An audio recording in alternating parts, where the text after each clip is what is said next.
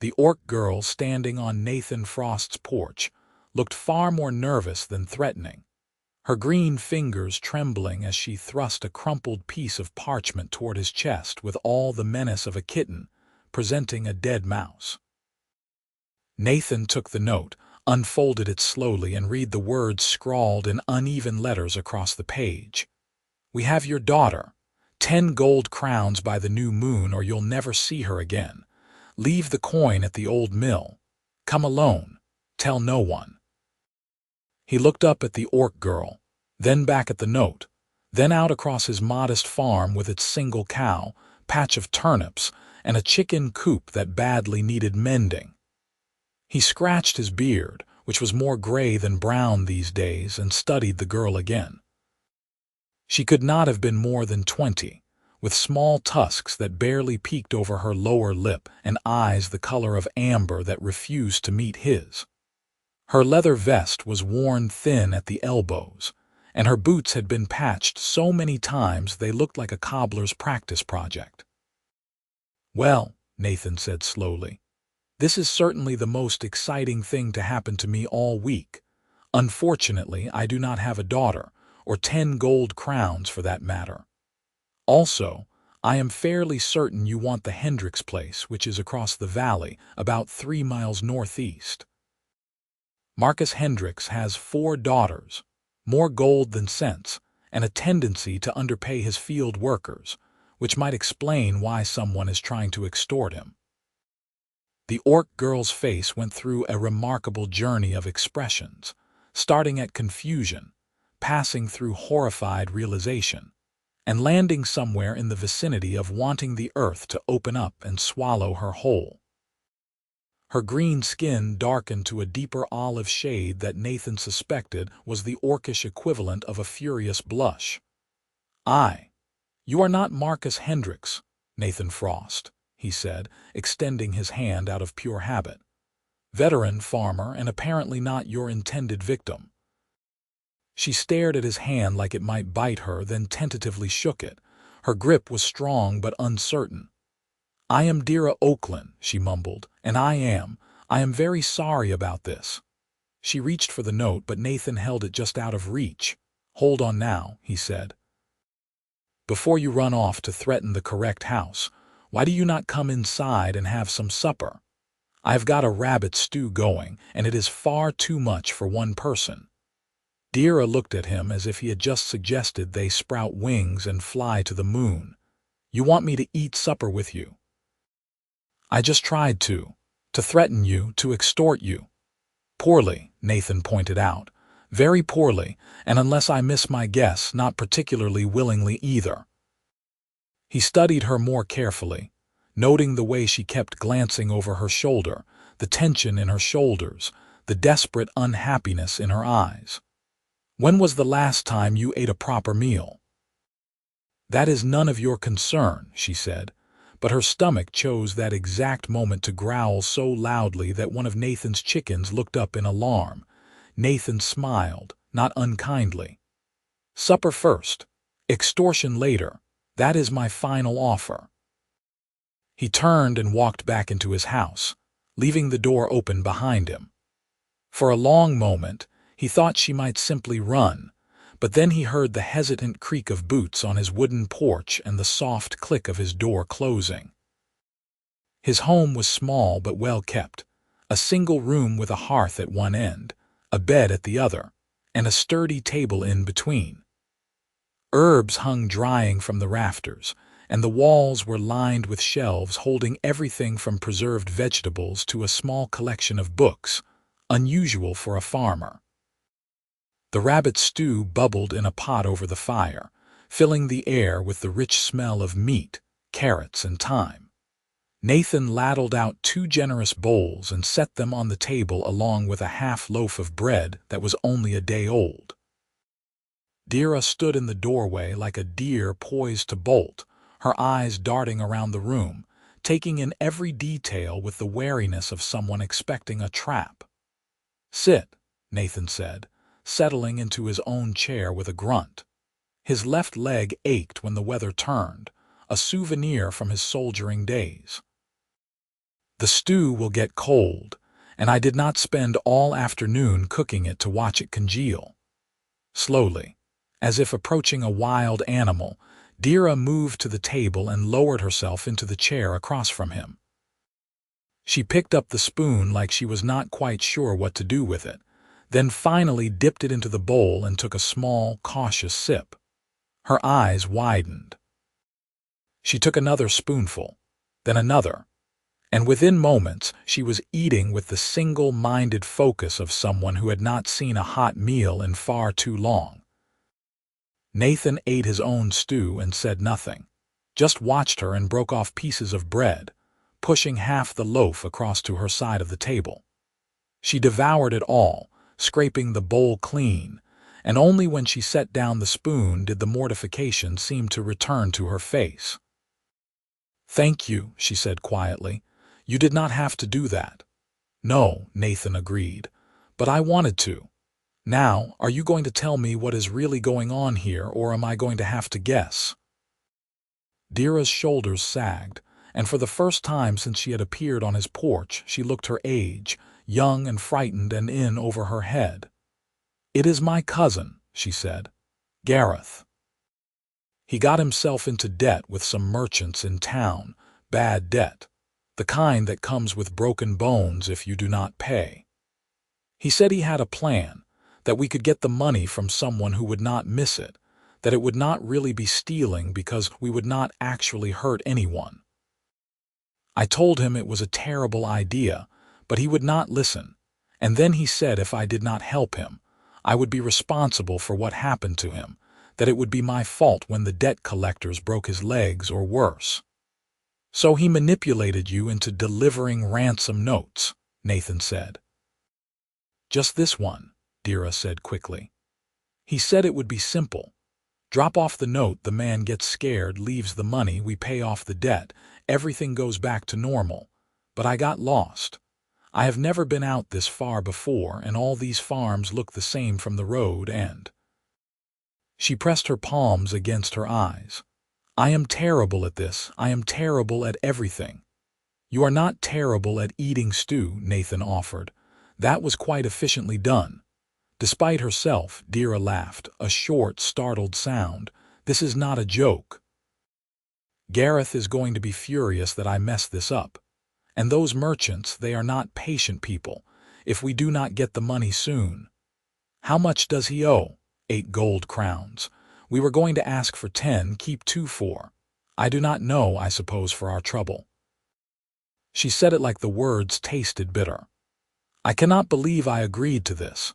My mother would be so ashamed." Nathan leaned back in his chair, thinking. 8 gold crowns was serious money, enough to buy a decent horse or feed a family for half a year. It was also the kind of sum that desperate men did desperate things to obtain. "These merchants," he said. "Do you know their names? Cormac and Sons. They run the grain warehouse near the East Market." Nathan knew the name. Everyone in the valley knew Cormac and Sons, and most people knew to avoid borrowing from them unless they had no other choice. Old Henrik Cormac was dead 5 years now, but his sons had inherited both his business and his reputation for collecting debts with enthusiasm and brass knuckles. "What did your cousin borrow money for?" Dira hesitated, then sighed. "Gambling.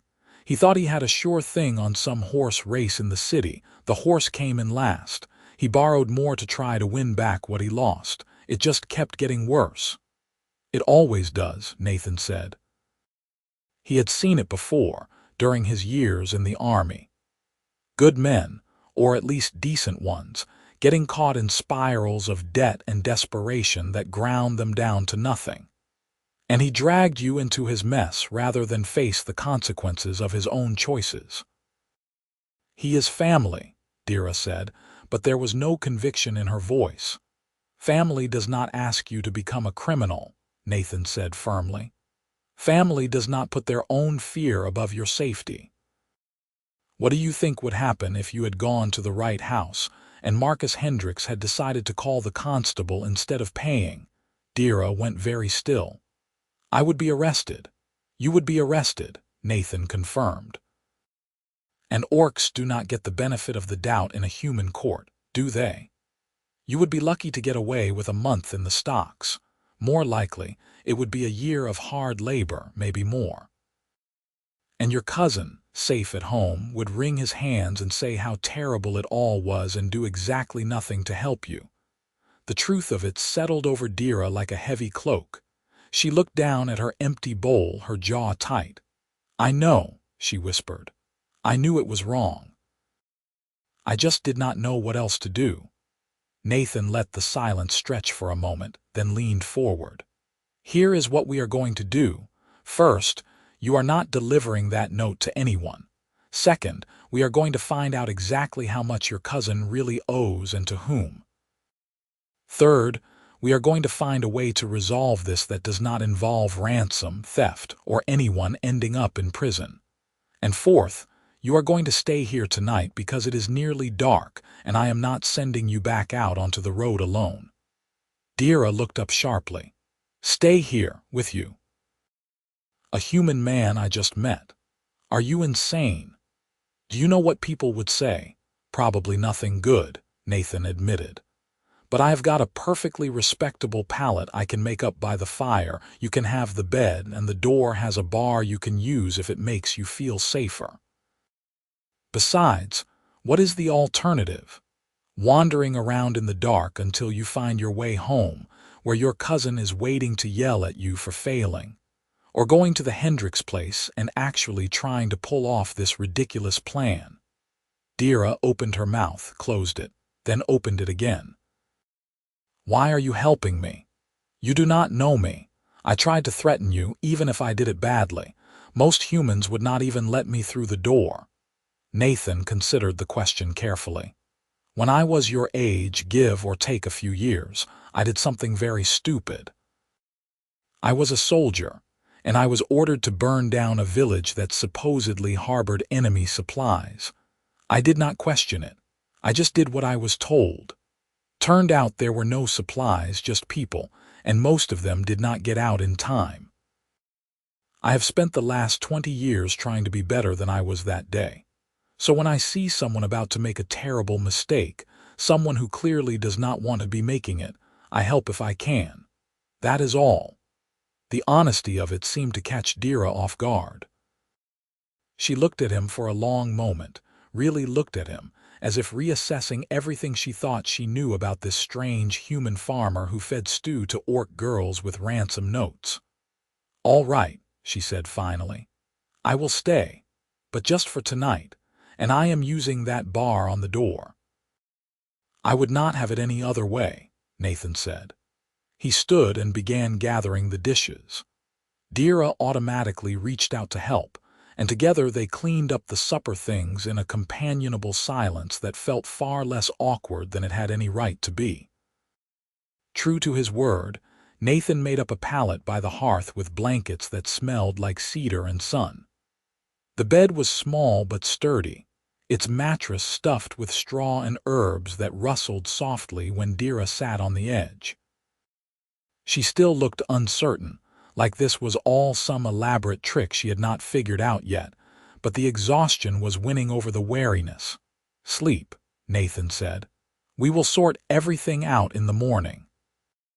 He settled onto his pallet and turned to face the fire, giving her what privacy he could in the small space. Behind him, he heard the soft sound of the bar sliding into place on the door, then the creak of the bed frame as Dira lay down. For a long time, neither of them spoke. The fire crackled and popped, and outside an owl called through the darkness. "Nathan," Dira's voice was small in the quiet. "Yes, thank you for the stew and for not sending me away." "You are welcome," Nathan said. "Now get some sleep. Tomorrow is going to be a long day." He listened to her breathing gradually slow and deepen, and only when he was sure she was asleep did he let himself close his own eyes. He had not been lying when he said he wanted to help, but he had not told her the whole truth either. The whole truth was that his house had been too quiet for too long, that eating alone had started to feel less like solitude and more like loneliness. And that something about this fierce, frightened orc girl with her terrible ransom note had made him feel useful again in a way he had not felt in years. It was not attraction, not yet, or at least he told himself it was not. It was just the simple human satisfaction of being needed. But as he drifted off to sleep, he could not quite ignore the small warmth in his chest that had nothing to do with the fire. Morning came with the sound of roosters and the thin gray light of dawn filtering through the shutters. Nathan woke to find Dira already up, the bar removed from the door, her palette neatly folded and stacked by the hearth. She stood by the window, looking out at the farm with an expression he could not quite read. "Good morning," Nathan said, his voice rough with sleep. "Did you rest?" "Better than I have in weeks," Dira admitted. She turned to face him, and in the morning light he could see the shadows under her eyes more clearly, the strain written into every line of her young face. "I have been thinking about what you said last night, about my cousin." Nathan pulled on his boots and ran a hand through his hair, trying to make himself presentable. And you are right. He did drag me into this. He has been dragging me into things my whole life, and I have been letting him because he is family, and because he is very good at making me feel like everything is my fault. But this time, he went too far. I could have ended up in prison. I could have gotten hurt. And he did not care as long as he got what he needed. She wrapped her arms around herself. "I am angry. I did not realize how angry I was until I said it out loud." "Anger can be useful," Nathan said. "As long as you point it in the right direction. Are you ready to start fixing this mess?" Dira nodded. "What do we do first?" "First, we eat breakfast. Then we go into town and have a conversation with Cormac and Sons. I want to hear their side of this debt before we do anything else." "They will not want to talk to an orc," Dira said quietly. "They will talk to me," Nathan said. "And you will be with me, not behind me. Partners in this understand," the word seemed to steady her. "Partners," she repeated, testing the shape of it. "All right, partners." Breakfast was porridge sweetened with honey and dried apples, simple but filling.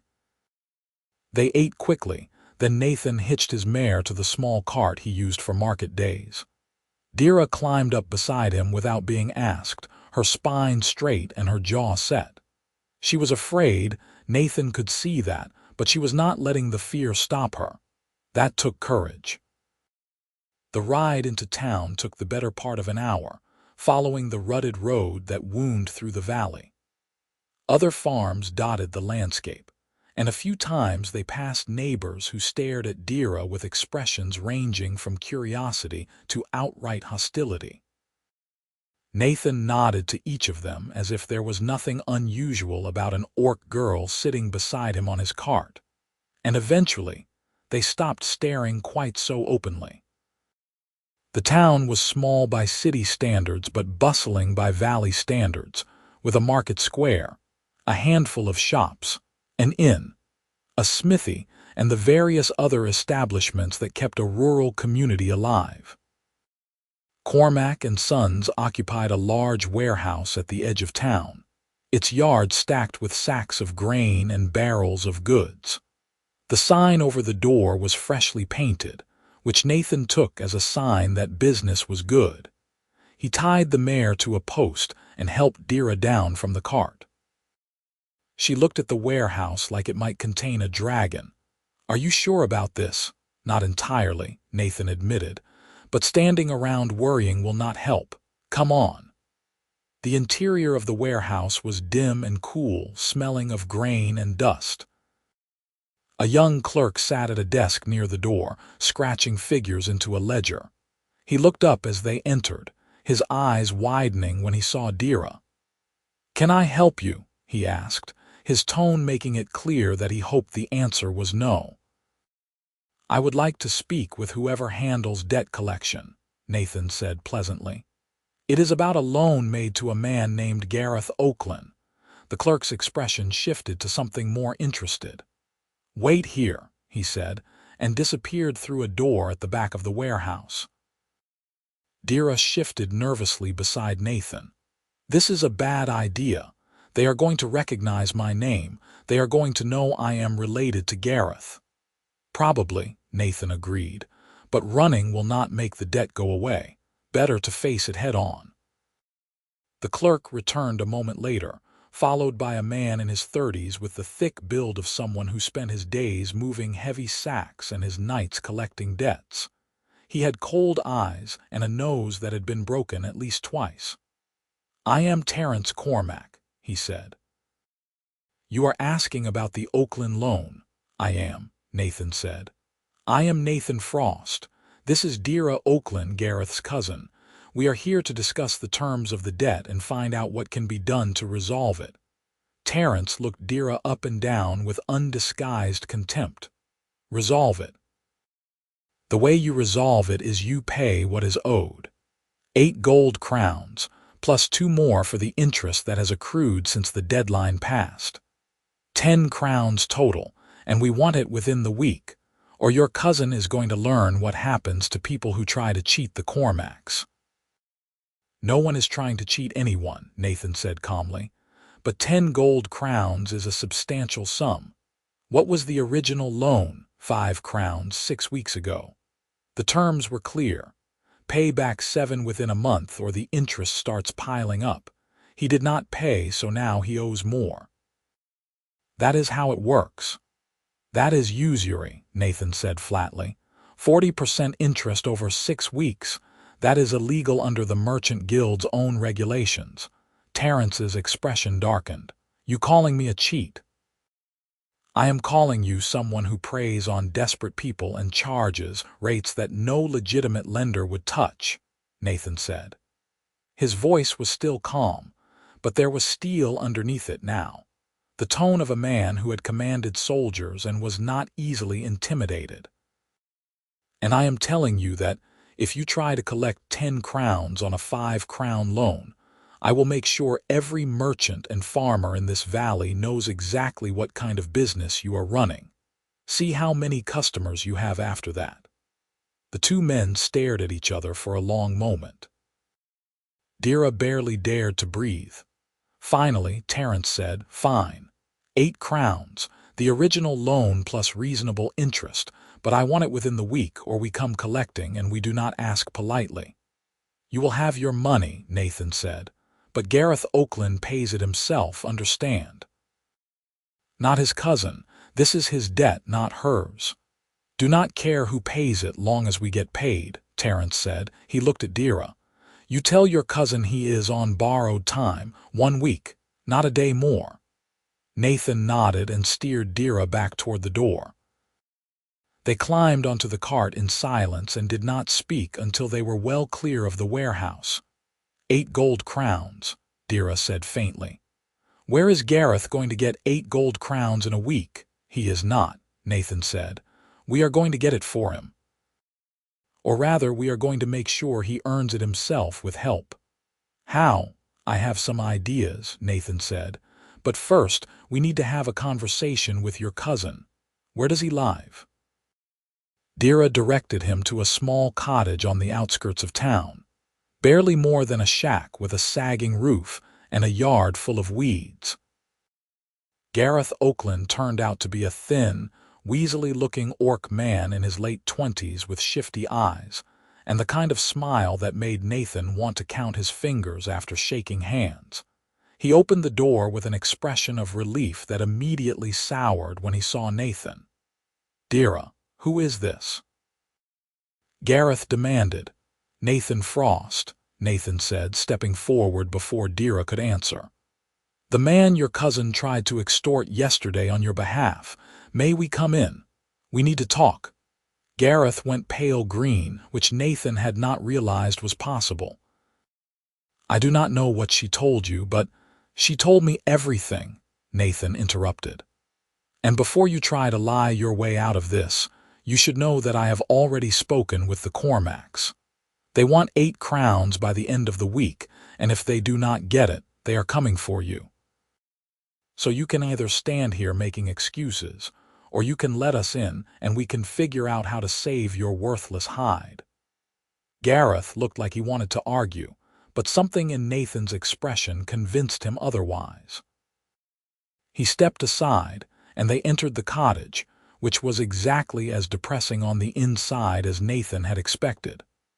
Dirty dishes piled in a basin, unmade bed, clothes scattered across the floor. This was the home of a man who had given up on himself. "Sit," Nathan said, pointing at the single chair. Gareth sat. Nathan remained standing, arms crossed, while Dira hovered near the door like she was ready to bolt. "Here is the situation. You owe 8 gold crowns. You have 1 week to pay it. You are going to earn that money through honest work, and your cousin is not going to help you because you have already asked far too much of her. Do you understand? 8 crowns in a week." Gareth laughed bitterly. "I cannot earn that much in a month, let alone a week. That is impossible." "It is not impossible," Nathan said. "Difficult, yes, but not impossible. There is a lumber mill 2 valleys over that is always looking for workers. Hard labor, but they pay well. You can earn maybe 3 crowns in a week if you work dawn to dusk. I know a farmer who needs his entire north field cleared of stones before planting. That is another 2 crowns if you do it fast. The smithy needs someone to work the bellows and haul coal. That is a crown. And I will lend you 2 crowns myself, which you will pay back to me over the next 6 months with no interest." Gareth stared at him. "You would lend me money, after what Dira tried to do?" "I am lending it to save Dira from your mistakes," Nathan said coldly. "And to make sure this debt is paid so the Cormacs have no reason to come after anyone. But you are doing the work yourself. No excuses. No shortcuts. You created this mess and you are going to fix it." "And what if I refuse?" Gareth said with a flash of defiance. "Then I tell the constable about the ransom note, and you get to explain to him that you coerced your cousin into attempted extortion." Dira was the one standing on the porch with the note in her hand, but I am willing to testify that she was put up to it by you. "That will buy her some clemency and you a lot of trouble." Nathan leaned in close. "You have spent your whole life letting other people clean up your messes. That ends now. Earn the money or face the consequences. Your choice." The defiance crumbled. Gareth slumped in the chair, looking smaller and more pathetic than ever. "Fine," he muttered. "I will do the work, but I still do not see how I am supposed to manage all of that in 1 week." "You will manage because you have no choice," Nathan said. "I will take you to the mill and the farm myself, make sure they know you are serious. But you have to actually show up and work. No running off, no making excuses. Do you understand?" Gareth nodded miserably. "Good, get your boots on. We are leaving now." The next few days passed in a blur of activity. Nathan spent his mornings on his own farm, tending to the animals and the garden, and his afternoons dragging Gareth from job to job, making sure he actually did the work he had committed to. It was exhausting and frustrating, but slowly, painfully, the money started to accumulate. Dira stayed with Nathan, sleeping on the pallet by the fire and helping with the farm work during the day.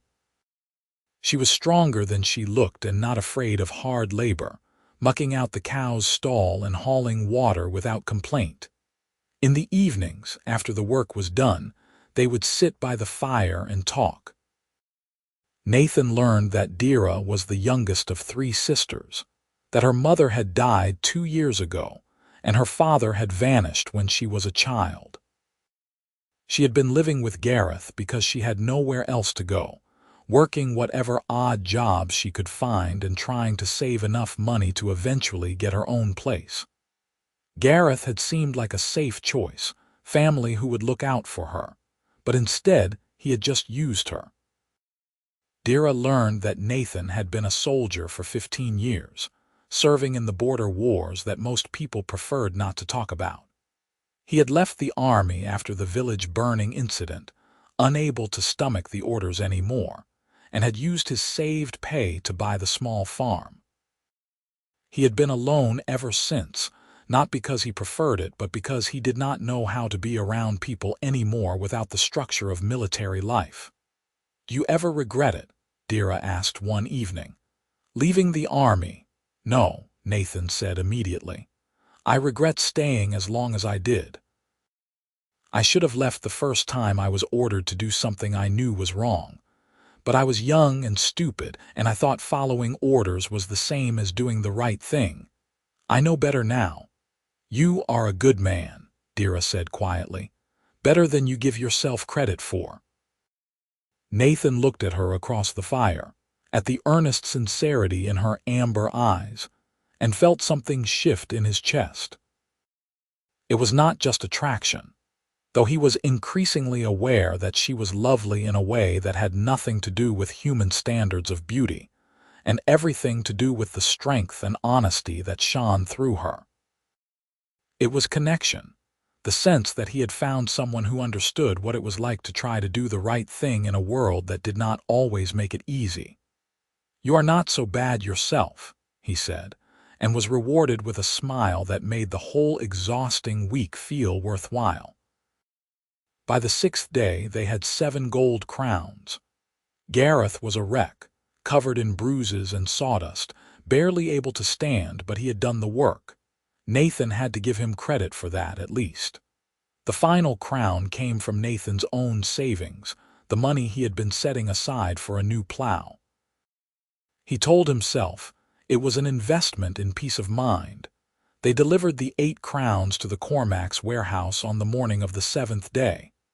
Terence counted the coins twice, bit one to make sure it was real, then nodded grudgingly. "Debt paid. Tell Oaklin if he ever tries to borrow from us again, the answer is no." "I do not think that will be a problem," Nathan said. Gareth, standing beside him, just looked relieved to be alive. They dropped Gareth off at his cottage with stern instructions to stay out of trouble, then drove back toward Nathan's farm in silence. The crisis was over. The debt was paid.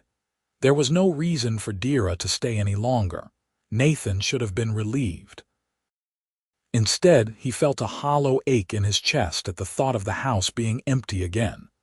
"I suppose I should gather my things," Dira said as they pulled into the farmyard. "You have done so much for me already. I cannot keep imposing." "You are not imposing," Nathan said. The words came out more forcefully than he intended. He cleared his throat. "I mean, you have been helpful around the farm. You do not have to leave right away." Dira turned to look at him, her expression unreadable. "Nathan, I cannot stay here forever. People already talk. You know they do. They see an orc girl living with a human man and they assume the worst." "Let them assume," Nathan said. "I do not care what they think." "But I do," Dira said softly. "I care because you are the only person who has been kind to me in a very long time, and I do not want to ruin your reputation." "You deserve better than that." Nathan climbed down from the cart and came around to her side, looking up at her where she sat. "Dira, I am going to say something, and you can think I am crazy if you want. But this last week, having you here, it has been the happiest I have been in years. I like talking to you. I like working beside you. I like coming home and knowing there is someone there. And if people want to talk, let them talk. I am too old and too tired to care about gossip."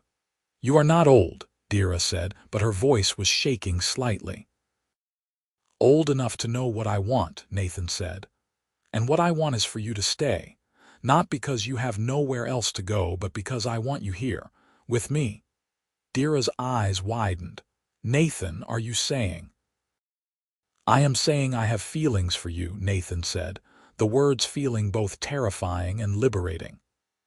"I am saying that somewhere between the ransom note and the rabbit stew, I started falling for you. And if you do not feel the same, that is fine. I will not push.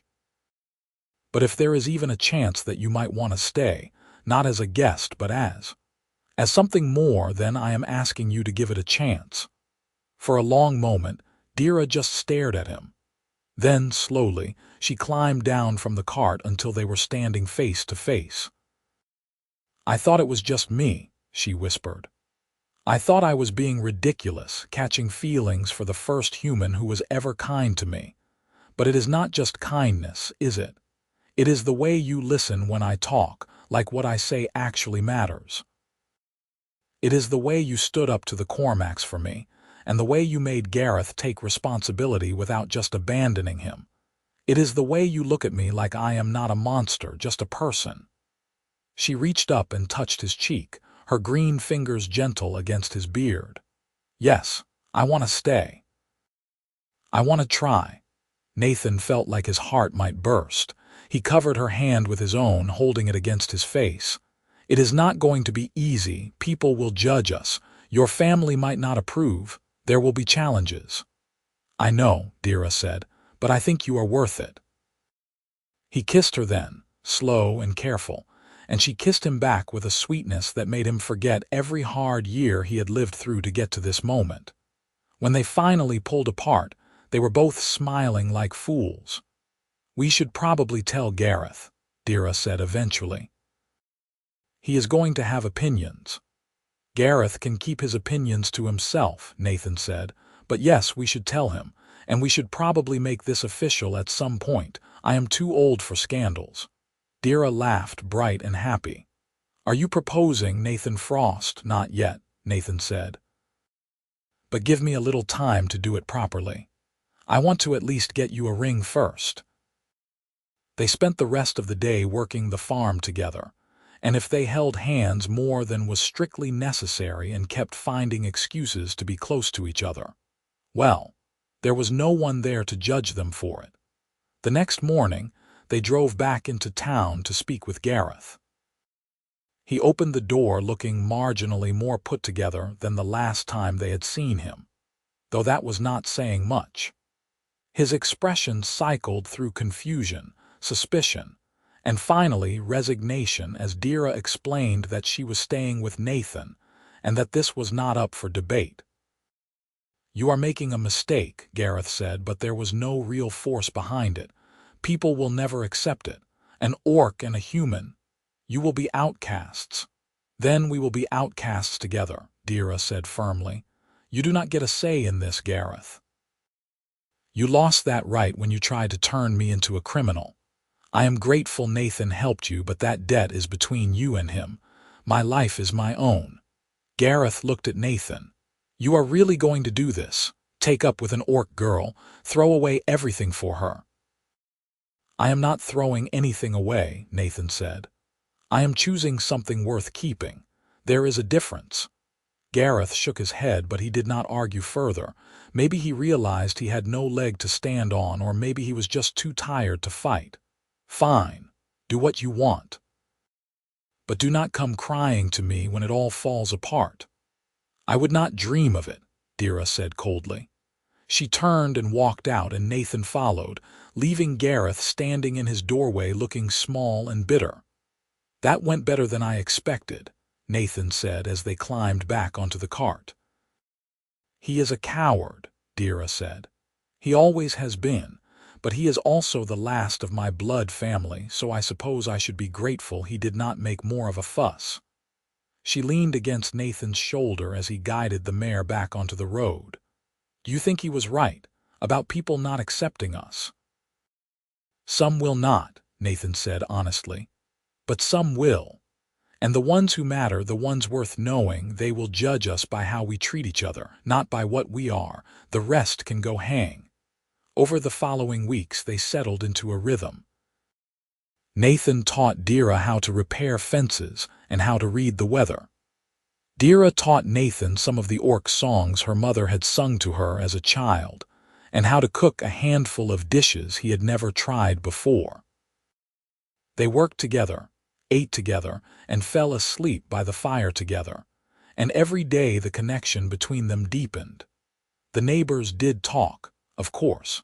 Some of them stopped by to express their concerns in terms that ranged from gently worded to outright hostile. Nathan listened politely and then ignored them. A few, surprisingly, were supportive. Old Mary Thornton, who ran the farm to the south, brought over a basket of preserves and told Dira that anyone who worked as hard as she did was welcome in the valley.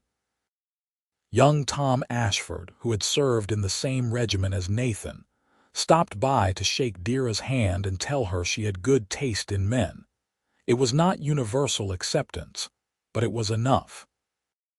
3 months after Dira had first appeared on his porch with that ridiculous ransom note, Nathan decided it was time to make good on his promise. He rode into town alone one afternoon and visited the jeweler, a wizened old man named Petrus who had been crafting rings and brooches for valley folk for longer than Nathan had been alive. "I need a ring," Nathan said. "For an engagement." Petrus raised his bushy eyebrows. "The orc girl. I heard rumors you two were keeping company." "Not rumors," Nathan said. "Truth. And I want to marry her if she will have me." Petrus studied him for a long moment, then nodded slowly. "Love is love, I suppose. I've got some pieces here that might suit." He pulled out a tray of rings, silver and gold, some plain and some set with small stones. Nathan's eye was immediately drawn to a simple silver band set with a deep amber stone that almost exactly matched the color of Dira's eyes. "That one," he said. "Good choice," Petrus said. "That stone came from the northern mines, real amber with a bit of fire in it, durable like love ought to be." He named a price that was steep but fair, and Nathan paid it without hesitation. He carried the ring home in his pocket, feeling its small weight like a talisman. That evening, after supper, he asked Dira to walk with him down to the stream that ran along the edge of his property. The sun was setting, painting the sky in shades of orange and pink, and the air was warm with the promise of summer. "This is lovely," Dira said, watching the water ripple over the stones. "I never get tired of this view." "I am glad," Nathan said. His heart was pounding so hard he was sure she could hear it. "Because I am hoping you will be looking at it for a very long time." Dira turned to him, her expression curious. "Nathan," he pulled the ring from his pocket and held it up, the amber stone catching the last rays of sunlight. "Dira Oaklin, you walked into my life by accident and made it better in every possible way. You are strong, brave, kind, and the only person I want to spend my days with. Will you marry me?" Dira's hand flew to her mouth. For a terrible moment, Nathan thought she might say no, that he had misread everything, that he had moved too fast. Then she lowered her hand, and he saw tears streaming down her green cheeks and a smile so wide it showed her tusks. "Yes," she said, half laughing, half sobbing. "Yes, of course, yes." Nathan slipped the ring onto her finger, and she threw her arms around him, nearly knocking them both into the stream. They kissed there by the water as the sun set, and Nathan thought that of all the battles he had fought, and all the places he had been, this quiet moment was the greatest victory of his life. They were married a month later in a small ceremony at the valley's chapel. The priest had some reservations, but he was a good man at heart, and eventually agreed that love sanctified by faith was still love, regardless of the species involved. Old Mary Thornton and Tom Ashford stood as witnesses, and a handful of other neighbors showed up to offer their congratulations, or at least their curiosity. Gareth did not come.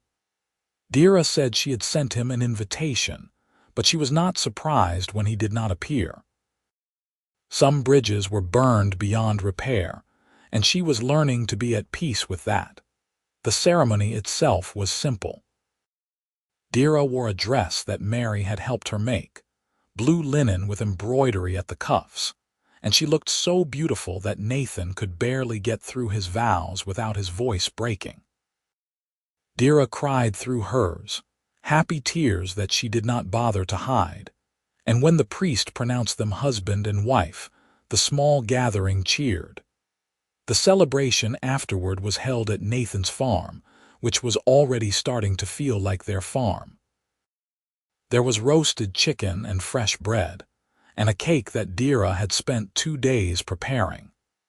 People ate and drank and told stories, and for a few hours, the differences between orc and human seemed like the least important thing in the world.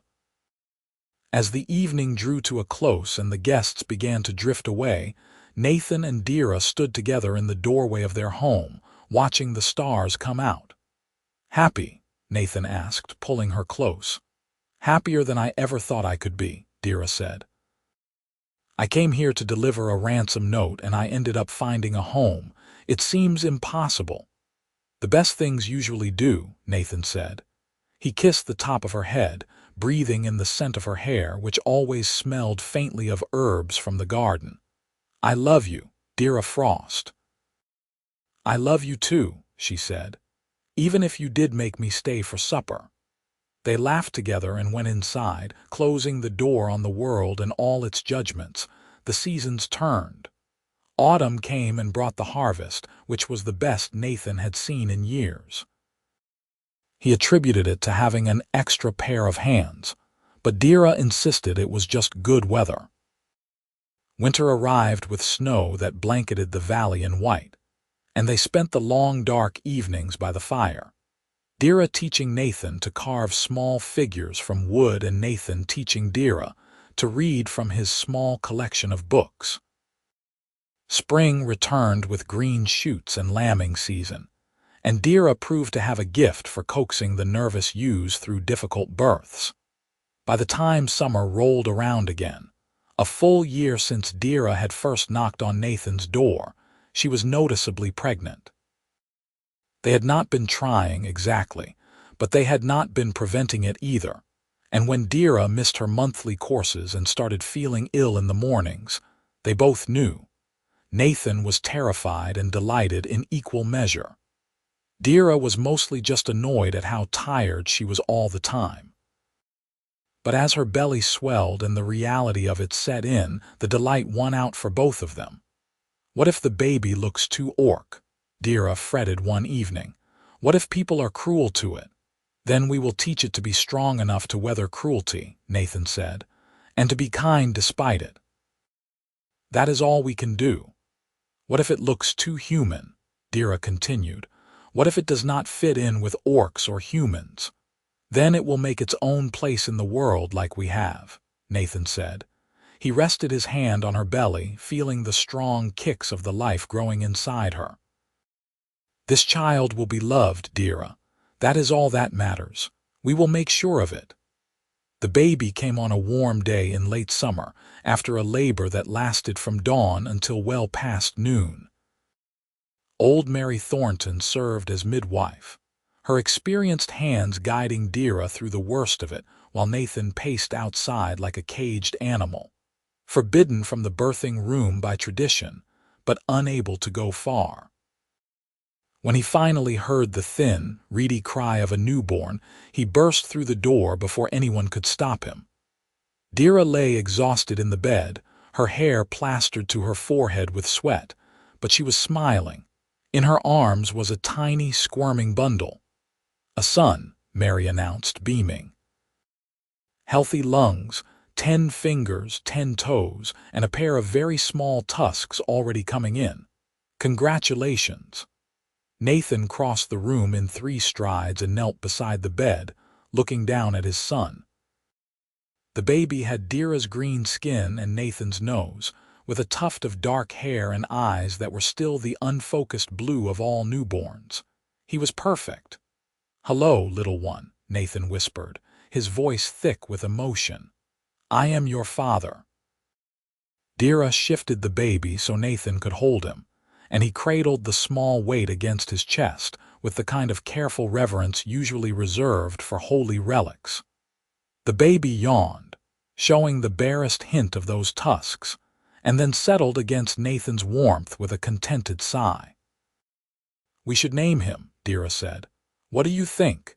Nathan had been thinking about names for months, running through lists in his head during chores and before sleep. But now, looking down at his son, only one name felt right. "Ivan," he said. Strong, simple, and it means gift from the gods. Because that is what he is. Ivan Frost, Dira said, testing it out. I like it. Hello, Ivan. Mary fussed over Dira for a while longer, making sure mother and baby were both healthy, then took her leave with a promise to check on them in a few days. Nathan and Dira were left alone with their son. The three of them, a complete unit in a way that felt both new and inevitable. The months that followed were exhausting and wonderful in turns. Ivan was a good baby, as babies went, but he still needed feeding every few hours and seemed to delight in waking up at the most inconvenient times. Nathan learned to function on very little sleep, walking the floor with Ivan against his shoulder while Dira tried to catch a few hours of rest. Dira learned to nurse while half asleep, and to tell the difference between a hungry cry and a tired cry with uncanny accuracy. The neighbors who had accepted their marriage extended that acceptance to Ivan. Old Mary Thornton knitted tiny blankets and booties. Tom Ashford carved a set of wooden animals that Ivan immediately tried to eat. Even some of the families who had been skeptical came around, softened by the sight of a baby who was just a baby after all, regardless of his green skin and tiny tusks. Gareth showed up one day, unannounced, looking awkward and uncertain. Dira answered the door with Ivan on her hip, and for a moment the two cousins just stared at each other. I heard you had a baby, Gareth said finally. I wanted to see him. Dira hesitated, then stepped aside. Come in. But if you say anything cruel, you will leave immediately. Gareth nodded and entered, his eyes going immediately to Ivan. The baby stared back with the solemn intensity of the very young, then grabbed at Gareth's finger when it came within reach. He is strong, Gareth said, and there was something in his voice that might have been regret. He looks like you, a little like your mother too. Yes, Dira said quietly. I see her in him sometimes. They stood in uncomfortable silence for a moment, then Gareth said, I am sorry. For everything. For dragging you into my mess, for being a terrible cousin and an even worse person. You deserved better, and I did not give it to you. I do not expect you to forgive me, but I wanted you to know that I am trying to do better. I have been working steady at the mill. I have not gambled in months. I know it does not make up for anything, but I am trying. Dira looked at him for a long time, then nodded. Good, I am glad you are trying. That is all anyone can do. Can I hold him? Gareth asked tentatively. Dira glanced at Nathan, who had been standing quietly in the background. Nathan gave a slight nod. She handed Ivan over carefully, and Gareth held the baby with surprising gentleness, his expression soft in a way Nathan had never seen before. Hello, little cousin, Gareth said. You have got a good mother, better than I ever was family to her. You are lucky. Ivan yawned and grabbed a fistful of Gareth's shirt. Gareth visited a few more times over the following months, never staying long but always leaving on good terms. Dira was cautiously optimistic that he really was changing, though she kept her expectations realistic. Some people grew, and some people just got older. Only time would tell which camp Gareth fell into. Ivan grew rapidly, as children do, changing from a helpless bundle into a curious, active toddler who got into everything. He learned to walk early, tottering around the farmyard with the determined intensity of someone on a critical mission. He learned to talk in a mix of human and orc words, calling Nathan Papa and Dira Mama and the chickens Bok Boks with equal enthusiasm. By the time Ivan was 2, Dira was pregnant again. This one was harder than the first, leaving her sick and exhausted for months. Nathan took over as much of her usual work as he could, hiring a local girl to help with the house when things got particularly difficult. But Dira was tough, tougher than Nathan gave her credit for sometimes, and she made it through. Their second son, Vaughn, arrived in the middle of winter during a snowstorm so fierce that Mary Thornton barely made it to the house in time. He came into the world screaming his outrage at the cold and did not really stop until he was wrapped in 3 blankets and placed against Dira's chest. He looked more human than Ivan did, with lighter skin and smaller tusks, but he had Dira's amber eyes and her stubborn determination. Ivan was fascinated by his baby brother and wanted to help with everything, which was both adorable and occasionally hazardous. Nathan spent a lot of time explaining why 2-year-olds could not hold babies unsupervised, and why poking was not an appropriate way to wake a sleeping infant. The farm prospered.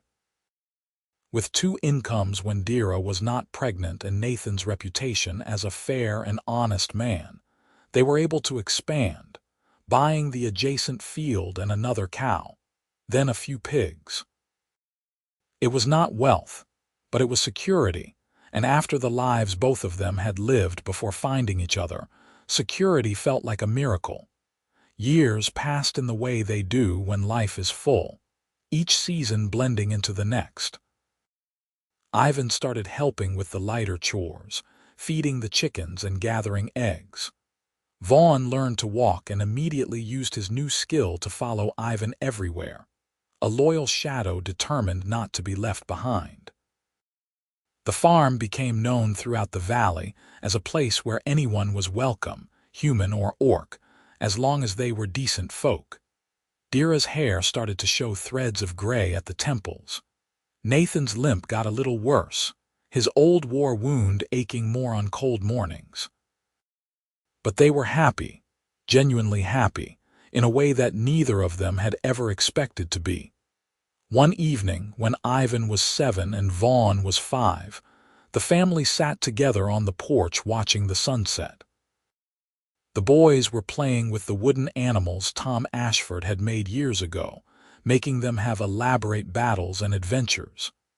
Dira sat in the rocking chair Nathan had built for her, and Nathan leaned against the porch rail, comfortable in the silence. "You ever think about that first day?" Dira asked suddenly. "When I showed up with that ridiculous ransom note," Nathan laughed. "All the time. I think about how terrified you looked trying to be threatening, how your hands were shaking. I was convinced you were going to turn me into the constable," Dira said. "Or worse, laugh at me." "I was tempted to laugh," Nathan admitted. "But you looked so miserable and I was so lonely. It seemed like maybe we could help each other, even if I did not know it at the time." "Best mistake I ever made," Dira said, "getting lost and threatening the wrong house." "Best supper invitation I ever extended," Nathan said. Ivan looked up from his toys. "Papa, Mama, what are you talking about?" "How your mother and I met," Nathan said. "It is a good story. Want to hear it?" Both boys nodded eagerly, and Nathan settled in to tell them the tale. He softened some of the darker parts, turned the fear into adventure, made it a story about bravery and kindness and second chances. Dira chimed in with her perspective, and together they wove the narrative of how 2 lonely people found each other by accident and built a life by choice. "That is silly," Vaughn pronounced when they finished. "Mama would never be a bad guy." "Your mama can be anything she wants to be," Nathan said. "That is one of the things I love most about her." "Even a dragon?" Ivan asked. "Especially a dragon," Nathan said solemnly. Dira laughed and swatted at him playfully. The boys lost interest and went back to their game, but Nathan and Dira stayed where they were, watching them play. The sun finished setting, leaving the sky painted in purple and indigo. "I need to tell you something," Dira said quietly. "I went to see the healer in town yesterday." Nathan's heart clenched. "Are you ill?" "No," Dira said, and there was a smile in her voice. "I am pregnant again." Nathan turned to stare at her. "Again?" "Again," she confirmed. "Apparently the gods have decided we need a bigger family." Nathan crossed to her and knelt beside the rocking chair, taking her hands in his. "Are you happy about it?" "Terrified," Dira said honestly. But yes, happy. This house is too loud and chaotic and full of love, and I would not change a single thing. Neither would I, Nathan said. He kissed her hands, then her forehead, then her lips. I love you. I love you too, Dira said. Now help me up. I need to start supper, and these boys will not feed themselves. Nathan helped her to her feet, and they went inside together, calling the boys in from the porch. The kitchen was warm and bright, filled with the smell of bread and herbs and the sounds of family. Nathan cooked while Dira set the table, and the boys argued good-naturedly about whose turn it was to feed the chickens tomorrow.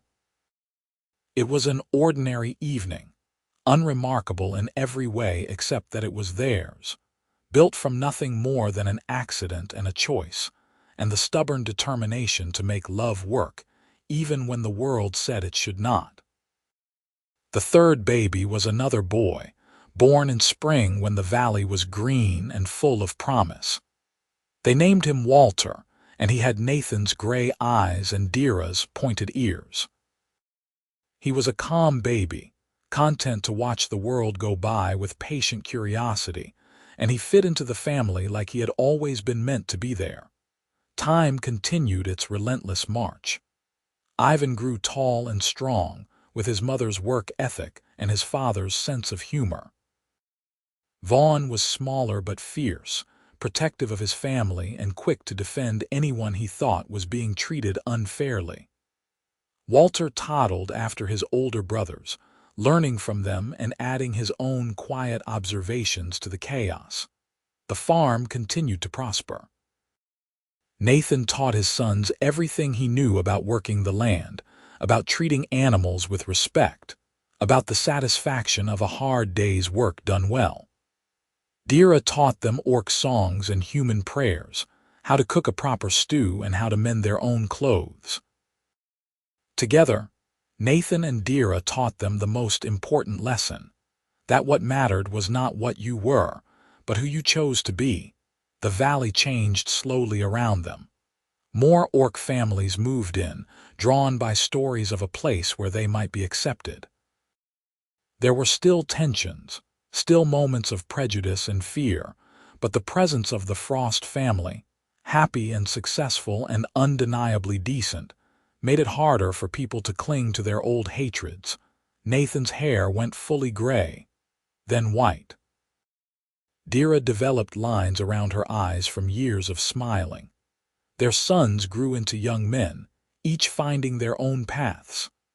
Ivan took over most of the heavy farm work. Vaughn apprenticed with Tom Ashford, learning the blacksmith's trade. Walter, surprising everyone, showed a gift for learning and ended up studying with the valley's priest, talking about maybe becoming a scholar.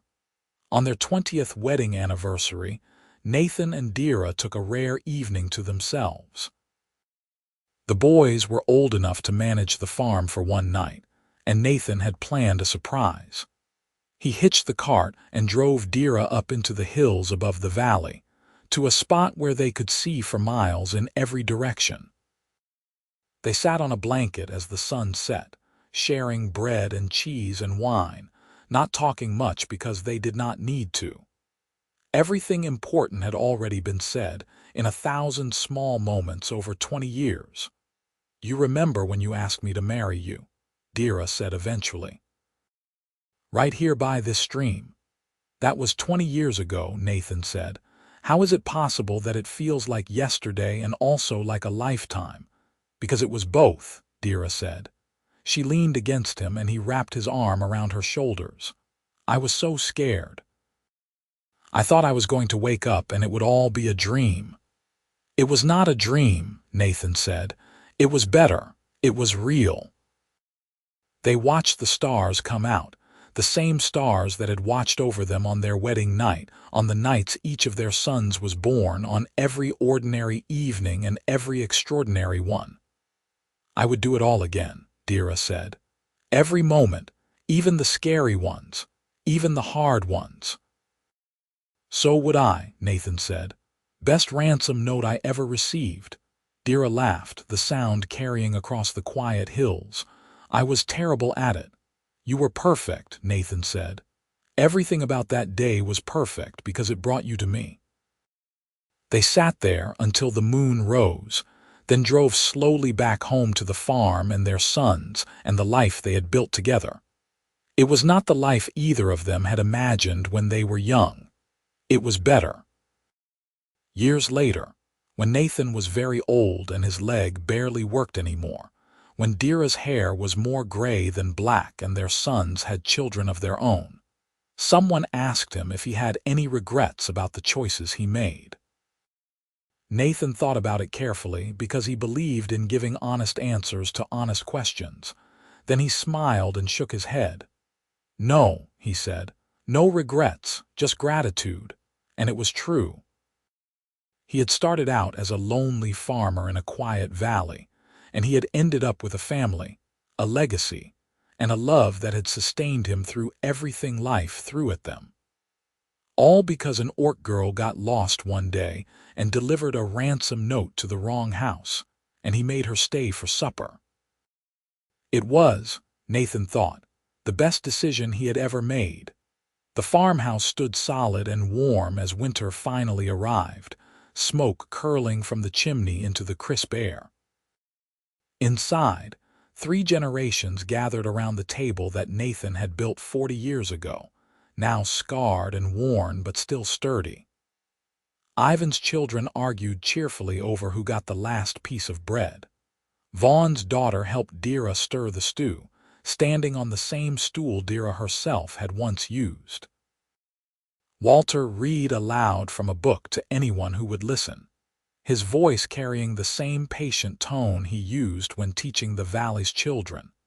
Nathan sat in his chair by the fire, his old bones grateful for the warmth.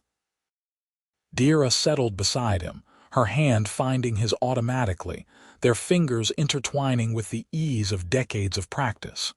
Around them, their family laughed and talked and lived exactly as they were meant to. It is a good life, Dira said softly for his ears alone. The best, Nathan agreed. And as the firelight danced, and the stew bubbled, and their grandchildren filled the house with joy, Nathan closed his eyes and sent a silent thank you to whatever force had guided a lost orc girl to his door so many years ago. She had come bearing a threat and left with his heart, and he had never wanted it back. Outside, snow began to fall, blanketing the valley in white, covering the fields they had worked together and the paths they had walked side by side. Inside, the Frost family celebrated another ordinary evening in their extraordinary life. Proof that love could thrive anywhere if you were brave enough to choose it and stubborn enough to keep choosing it, day after day, year after year. The story of the orc girl and the farmer became a legend in the valley, told around fires and passed down through generations. But for Nathan and Dira, it was never a legend. It was simply what happened when 2 lonely people found each other by accident and decided to build something beautiful on purpose. And they lived happily, truly happily, for the rest of their days.